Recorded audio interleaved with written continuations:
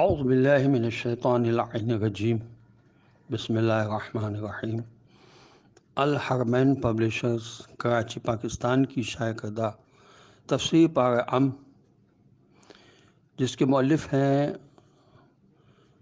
مولانا ذوالفقار زیدی صاحب، آپ کی سماعتوں کے لیے ہدیہ کی جا رہی ہے آج سورۃ العلق کے بارے میں۔ جو اس تفسیر میں لکھا ہے وہ پڑھ کر سنایا جائے گا۔ یہ سورہ مکہ مکرمہ میں نازل ہوا۔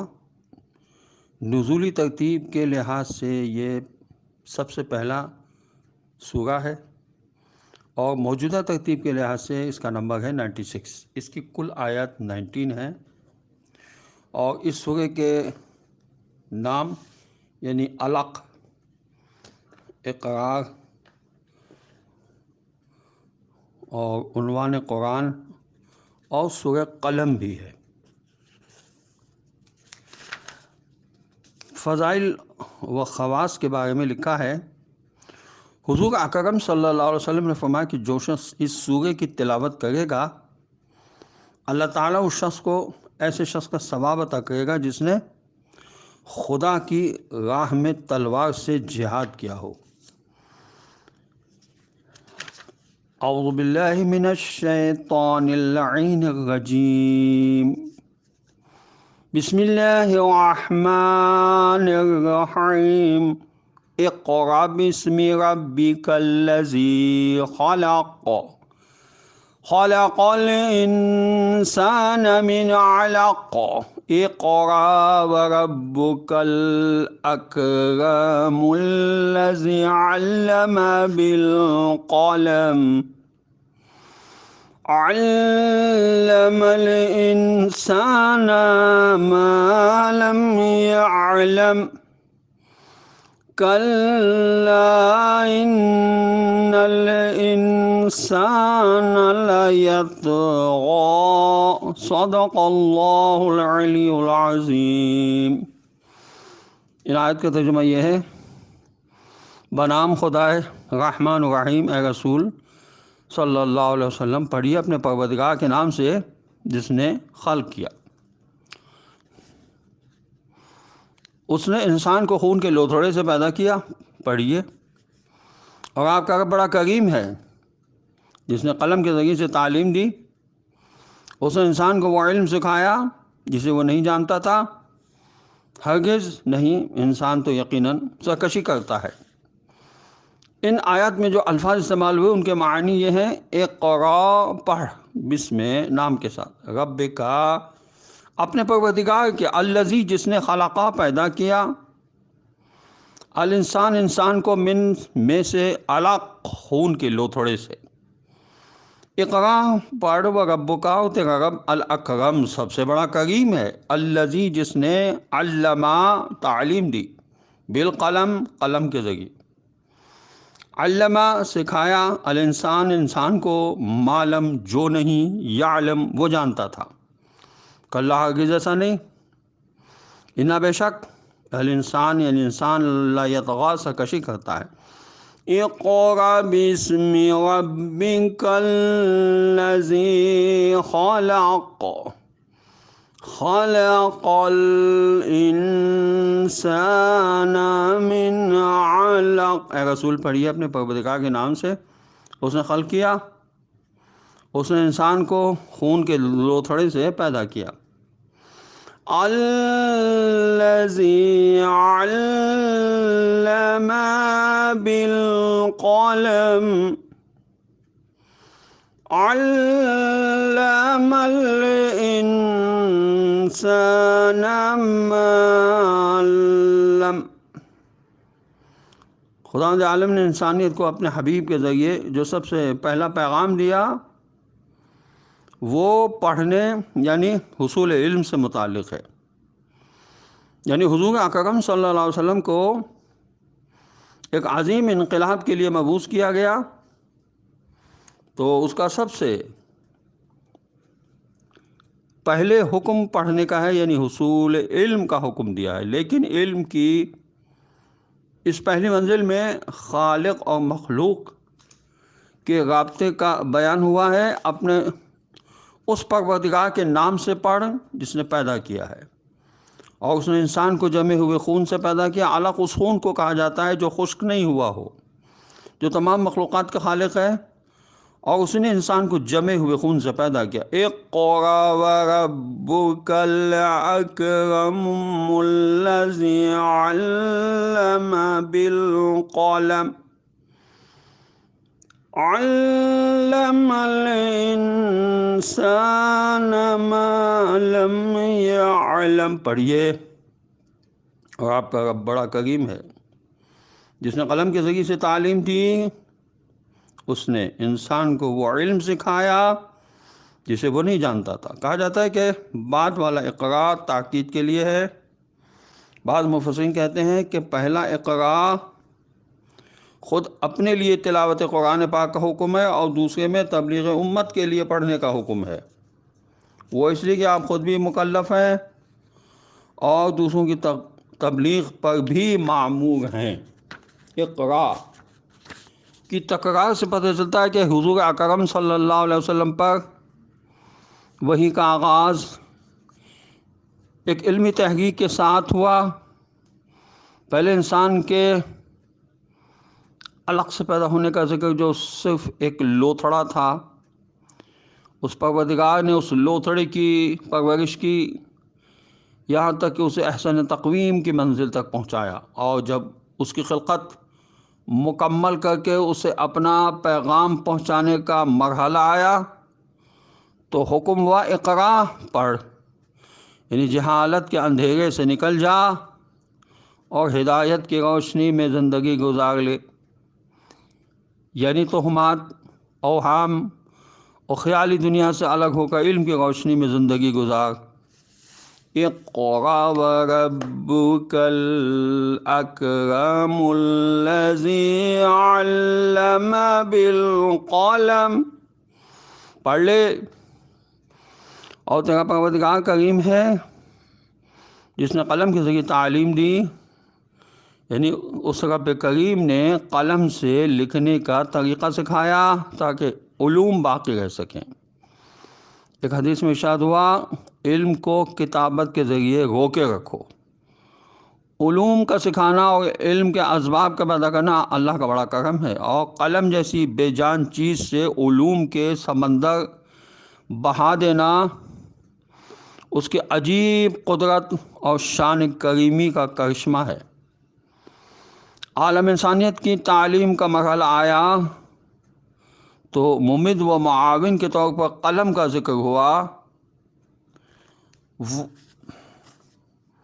کہ وہ ذات ہے جس نے قلم کے ذریعے تعلیم دی اور انسان کو وہ کچھ سکھایا جسے وہ نہیں جانتا تھا۔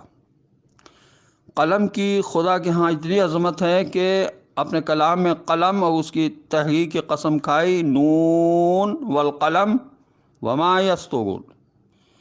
حضور اکرم صلی اللہ علیہ وسلم سے روایت ہے کہ آپ نے فرمایا، یعنی سب سے پہلے اللہ تعالیٰ نے قلم کو پیدا کیا، اس کو لکھنے کا حکم دیا۔ قلم نے وہ تمام باتیں لکھ دیں جو قیامت تک ہونے والی تھیں، اور یہ تحریر اللہ کے پاس عرش پر ہے۔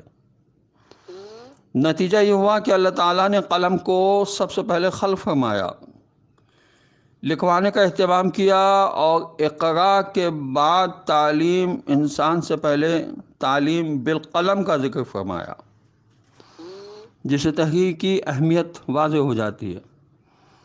لیکن علم الانسان ما لم یعلم کہہ کر یہ بتا دیا کہ انسان کو وہی علم دیا گیا ہے جسے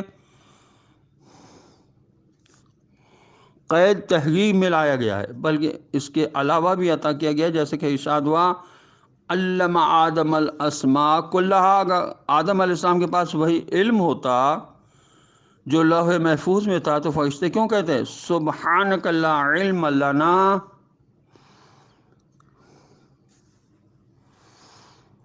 ساتھ اللہ تعالیٰ کا علم حصولی نہیں بلکہ قدیم اور حضوری ہے، لہذا اسے لوح محفوظ پر محیط نہیں کر سکتا۔ اقرأ استغنى ان الی ربک الرجعى، अरअयत अल्लज़ी यनहा अब्दन इज़ा सल्ला अरअयत इन कान अलल हुदा औ अमर बित्तक़वा अरअयत इन कज़्ज़बा व तवल्ला अलम यअलम बिअन्नल्लाह यरा।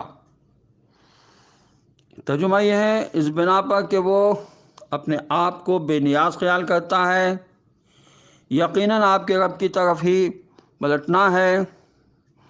क्या आपने उस शख्स को देखा जो रोकता है एक बंदे को जब वो नमाज़ पढ़ता है? क्या आपने देखा है कि अगर वो बंदा हिदायत पर हो या तक़वा का हुक्म दे? क्या आपने देखा कि अगर वो दूसरा शख्स तकज़ीब करता है और मुँह फेरता है, क्या उसे इल्म ही कि अल्लाह देख रहा है? इन आयत में जो अल्फाज इस्तेमाल हुए उनके मानी जो लिखे हैं वो मैं पढ़ रहा हूँ।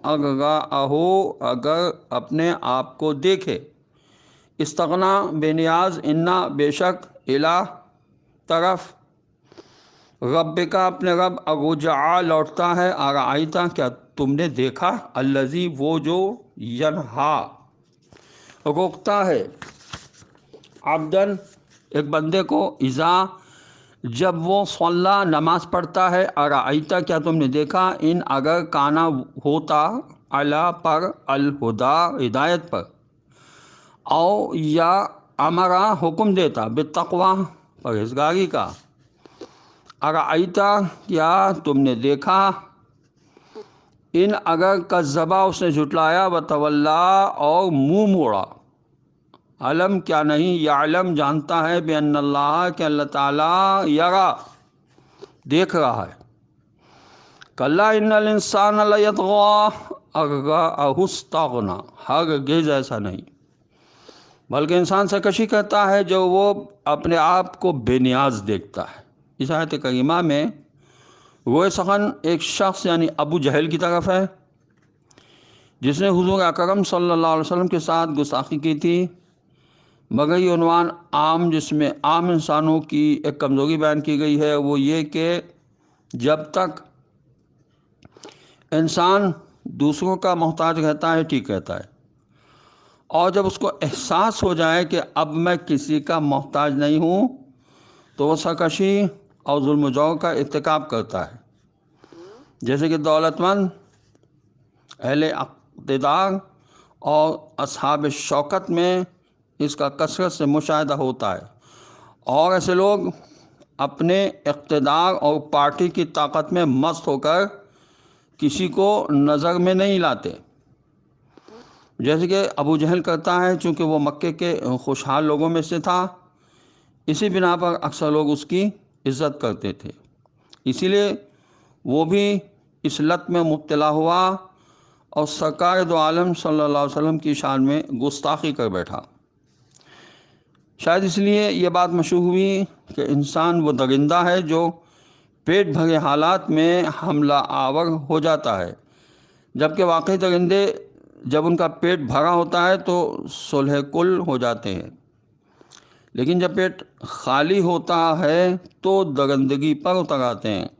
कल्ला इन्नल इंसान लयतग़ा अहुस्तग़ना। एक रवायत कुतुब आम्मा में यूँ है कि इब्नुल मुंज़िर ने अबू हुरैरा की रवायत बयान की है कि अबू जहल ने लोगों से कहा कि हज़रत मोहम्मद सल्लल्लाहु अलैहि वसल्लम तुम्हारी मौजूदगी में खाक पर चेहरा रगड़ते हैं, यानी सजदा करते हैं। लोगों ने कहा हाँ ऐसा ही करते हैं। अबू जहल ने कहा लात उज़्ज़ा की कसम, अगर मैंने ऐसा करते हुए देख लिया तो पाँव से उनकी गर्दन रौंद डालूंगा और मुंह को मिट्टी से रगड़ दूंगा। इस पर कल्ला इन्नल इंसान लयतग़ा वाली आयत नाज़िल हुई। बाद रिवायत में है कि अबू जहल ने आप सल्लल्लाहु अलैहि वसल्लम को नमाज़ पढ़ने से रोका और कहा अगर आप आइंदा नमाज पढ़ेंगे तो ऐसा करूँगा, यानी ऊपर ज़िक्र की गई धमकी दी। इन्ना इला रब्बिका रुजआ, यकीनन आपके रब की तरफ पलटना है। ऐसे सरकश और बेज़मीर इंसान उस वक्त भूल जाते हैं कि अपने रब के हुजूर पेश होकर हिसाब देना है। अरअयत अल्लज़ी यनहा अब्दन इज़ा सल्ला। अबू जहल के इस वाक़े को कुरान ने यूँ बयान किया, क्या तुमने उस शख्स को देखा जो रोकता है एक बंदे को जब वो नमाज़ पढ़ता है? روایت اہل بیت علیہ الصلوۃ والسلام کی روشنی میں پتہ چلتا ہے کہ نماز سے روکنے والا ابو جہل تھا۔ اس نے نماز کی حالت میں رسول اللہ صلی اللہ علیہ وسلم کے ساتھ گستاخی کرنے کا تہیہ کیا، چنانچہ وہ گستاخی کے ارادے سے نزدیک گیا، پھر یکایک واپس ہوا۔ وجہ پوچھی تو ابو جہل نے کہا، میں نے اپنے اور محمد صلی اللہ علیہ وسلم کے درمیان آتش کے شعلوں کی خندق کو حائل دیکھا، اس سے گھبرا کر میں واپس ہوا۔ یہ تفسیر الکوثر کی جلد 10 میں لکھا ہے۔ اس موقع پر حضور اکرم صلی اللہ علیہ وسلم نے فرمایا، قسم ہے اس کی جس کی قبضہ قدرت میں میری جان ہے، اگر وہ ابو جہل میرے قریب آ جاتا تو خدا کے فرشتے اس کے بدن کے ٹکڑے ٹکڑے کر دیتے اور اس کے ایک ایک عضو کو اچک کر لے جاتے۔ ارأیت ان کان علی الہدی او امر بالتقوی ارأیت ان کذب وتولی الم یعلم بان اللہ یری۔ کیا آپ نے دیکھا ہے اگر وہ بندہ ہدایت پر ہو یا تقوی کا حکم دے، کیا آپ نے دیکھا ہے کہ وہ دوسرا شخص تکذیب کرتا ہے اور منہ پھیرتا ہے؟ کیا اسے علم نہیں کہ اللہ دیکھ رہا ہے؟ یعنی یہ مجرم جو جرم کرتا ہے، جھٹلاتا ہے اور حق سے منہ پھیرتا ہے، ایسے شخص کے بارے میں ایسی گستاخی کرے جو ہدایت پر ہے اور تقوی کا حکم دیتا ہے، تو کیا یہ شخص یہ نہیں جانتا کہ اس کے ارتکاب کرنے والے جرم کا مشاہدہ اللہ تعالیٰ کر رہا ہے؟ اس کی ہر حرکت، یہاں تک کہ اس کے ہر ارادے اور ثبوت کو، معاف کیجیے گا، نیت کو دیکھتا اور جانتا ہے، اور یہ ظالم شخص اس بات کو نہیں جانتا۔ کلا لئن لم ینتہ لنصفعا بالناصیہ ناصیۃ کاذبۃ خاطئہ۔ ہرگز ایسا نہیں، اگر یہ شخص باز نہ آیا تو ہم اسے اس کی پیشانی سے پکڑ کر گھسیٹیں گے، وہ پیشانی جو چھوٹی اور خطا کار ہے۔ اس آیت کریمہ میں ابو جہل اور تمام ابو جہل جیسے ظالم و سرکش افراد کو یہ وعید سنائی گئی ہے کہ اگر وہ لوگ اس طرح کی ظلم و سرکشی سے باز نہیں آئیں گے تو ہم ان کی جھوٹی خطا کار پیشانی سے پکڑ کر گھسیٹیں گے، اور یہ سزا انہیں دنیا و آخرت دونوں میں دی جا سکتی ہے۔ سین فی عین کے معنی گھسیٹنے کے ہیں، اسی طرح سیاہی کے معنوں میں بھی یہ لفظ استعمال ہوتا ہے۔ اس وقت میں اس آیت کے معنی یہ ہوں گے کہ ہم انہیں روسیہ کریں گے۔ پیشانی کے بال پکڑ کر گھسیٹنے کا ذکر اس لیے کیا گیا ہے، جس کے پیشانی اور سر کے بال قبضے میں آتے ہیں تو وہ شخص مجبور و بے بس ہو جاتا ہے۔ دوسری کہ انسان کی پیشانی اشرف الاعضاء ہے، اس کے پکڑ کر گھسیٹنے میں انتہائی توہین اور حقارت ہے۔ تکبر اور غرور کا مصدر سر میں ہوتا ہے، اسی وجہ سے سزا بھی اس مقام کو دی جائے گی۔ ترمذی نے حضرت ابن عباس کی روایت نقل کی ہے کہ حضور اکرم صلی اللہ علیہ وسلم نماز پڑھ رہے تھے، ابو جہل نے آ کر کہا، میں نے آپ کو اس کام سے منع نہیں کیا تھا؟ یہ سن کر حضور اکرم صلی اللہ علیہ وسلم نے اسے جھڑک دیا۔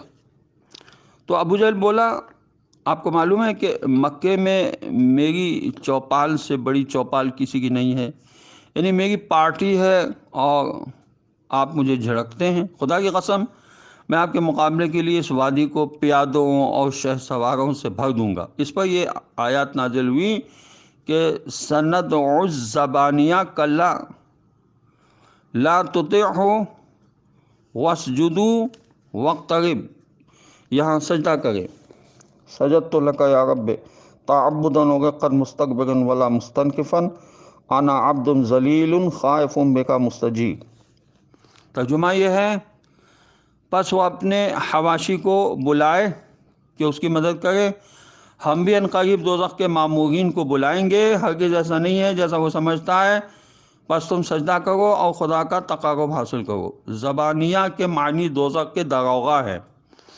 کلا لئن لم ینتہ لنصفعا بالناصیہ ناصیۃ کاذبۃ خاطئہ۔ فَلْيَدْعُ الزَّبَانِيَ سَنَدْعُ الزَّبَانِيَ کَلَّا لَا تُطِعْهُ وَاسْجُدُوا وَاقْتَرِب، پھر سجدہ کریں۔ سجدت لک یا رب تعبدا وقا مستکبرا ولا مستنکفا انا عبد ذلیل خائف بک مستجیب۔ ہرگز نہیں، اگر یہ شخص باز نہ آیا تو ہم اس کی پیشانی پکڑ کر گھسیٹیں گے، وہ پیشانی جو جھوٹی اور خطا کار ہے، بس اپنے ہم نشینوں کو بلا لے، ہم بھی جلد ہی دوزخ کے موکلوں کو بلائیں گے، ہرگز نہیں اس کی اطاعت نہ کریں اور سجدہ کریں اور قرب الہی حاصل کریں۔ ان آیات میں جو الفاظ استعمال ہوئے ان کے معنی جو لکھے ہیں وہ میں پڑھ رہا ہوں۔ کلا ہرگز نہیں، لئن اگر، لم نہیں، ینتہے باز آیا، لنصفعا ہم ضرور گھسیٹیں گے، بناصیہ پیشانی کے بالوں سے پکڑ کر، ناصیتن پیشانی، کاذبتن جھوٹی، خاطئتن گناہگار، فلیدعو پس وہ بلائے، نادیہو ہم نشینوں کو، سندعو ہم بھی بلاتے ہیں، سندعو ہم بھی جلدی بلائیں گے، زبانیہ جہنم کے موکلوں کو، کلا ہرگز ایسا نہیں، لا تطعہ آپ اس کی اطاعت نہ کریں، واسجد سجدہ کرو، واقترب تقرب چاہو۔ یہ آخری آیات ابو جہل سے خصوصی اور دیگر متکبرین جہاں سے عمومی طور پر متعلق ہیں، اور آخر میں ان کے خیالات کی نفی کرتے ہوئے حضور اکرم صلی اللہ علیہ وسلم کو حکم ہوا ایسا نہیں ہے جیسا وہ خیال کرتے ہیں۔ بس میرے حبیب تو سجدہ کر اور اپنے پروردگار کا تقرب حاصل کر۔ یہاں یہ بات یاد رہے کہ اہل بیت علیہ الصلوۃ والسلام کی روایات کے مطابق قرآن کریم کی تلاوت کرتے ہوئے 4 جگہ پر سجدہ کرنا واجب ہے۔ ایک تو یہی سورہ ہے علق، آخری آیت کی تلاوت کے بعد سجدہ کرنا واجب ہے۔